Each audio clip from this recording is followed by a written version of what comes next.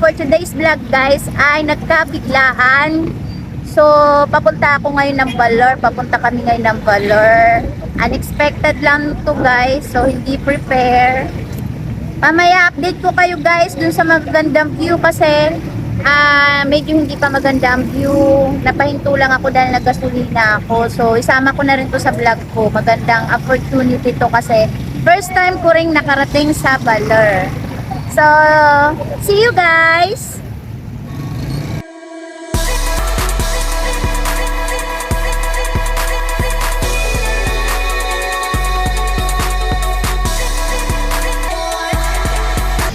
Alright guys, after 4 hours na biyahe, nandito pa lang kami sa Pantabangan, Nueva Ecija. So, nagpahinga muna kami guys, kasi may nakita akong magandang view. Saka medyo sigsaga na rin pala yung daan papunta rito, papuntang Baler. So, parang bagyo-bagyo din siya, semi-bagyo. Sigsaga na rin ang daan niya. Then, ang ganda ng view niya guys, oh. Doon sa kabila mayroon pa akong mga nakikita maganda, hindi man ako makapag-shoot gawa nga ng nakakatakot dahil ang bilis ng mga motor tapos yung hangin. So see you after maybe 1 hour. Hindi sure eh. Anong oras? Tingnan natin kung hanggang anong oras. Pero hi guys, ano? Kumusta ang biyahe? Exciting! Chan! Ito, tumangkad na nga. Yan na! Umalis kami. Nasa 3 lang yung height. Ngayon nasa 6 flat na siya. Yun lang. Si ano, uwi na tayo? Uwi tayo. Hindi pa raw namin nakakalahati. Alright, sige guys. See you later. So, yun nga guys. Finally, touchdown na tayo dito sa Aurora, Baler. So, magpapahinga lang kami ng konti. Tapos na kami kumain. Hindi ko na na-captured kasi sobrang gutom na kami. Gawa nga nang naligaw-ligaw pa kami. So, yun. After long ride, nakarating din kami. Yahoo! Welcome to Baler. Ayan. Sobrang lakas ng alon. Tingnan nyo guys.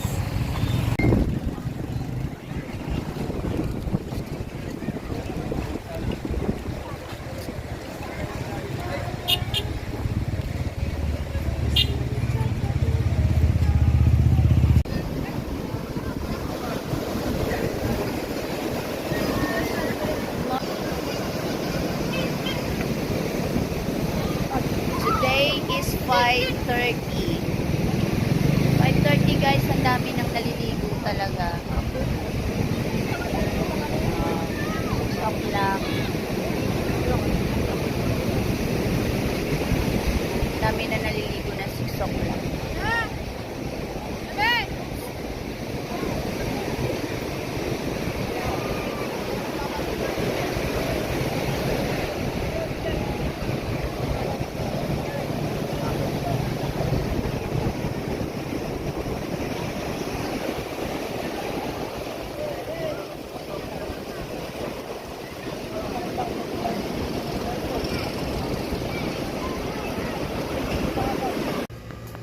Hi guys!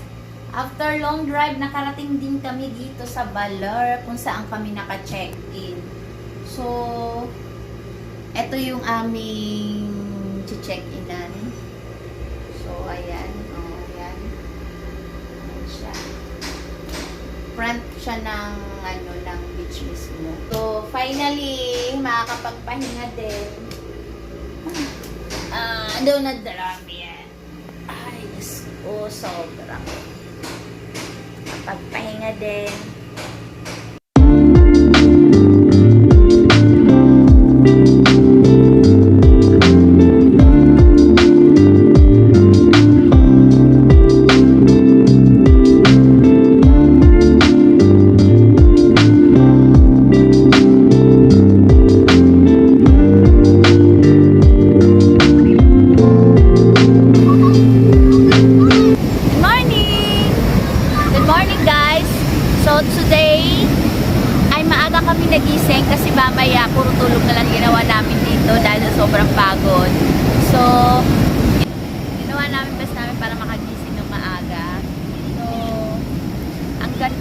guys. Ang ganda ng pagsikat ng araw. Alas 5 pa lang, open na to. Ang dami nang naliligo. Look guys. Sobrang lakas nga lang talaga ng alon dito sa Baler. Talagang ganito daw talaga ang alon dito. Sobrang malakas. Sa mga matatanda is the best talaga to. Pero sa mga bata, I think hindi ko ma-advise sa inyo na dali nyo yung mga anak nyo dito. Kasi kailangan pag maliligo yung mga bata, kailangan may bantay. Hindi pwedeng walang bantay kasi medyo malakas talaga yung alon. So, yun. Let's have some fun!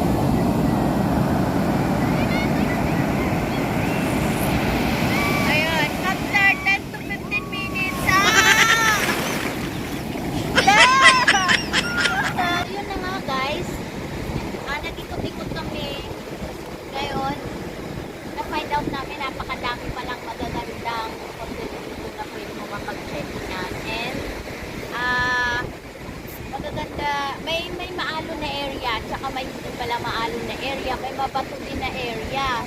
So, napuntahan pala namin yung sobrang maalon. Nasira pa yung isang cellphone ko dahil napasanong alon. Pero sana magawa, my God, sayang yung mga pictures ko doon. Dito sa part na to, hindi masyadong maalon. Pero may part din doon, pinuntahan ko kanina, mabato naman siya as in wala talagang alon. So, depende. Ang daming magagandang ano dito, hotel na pwede mo mapag-check-in na guys.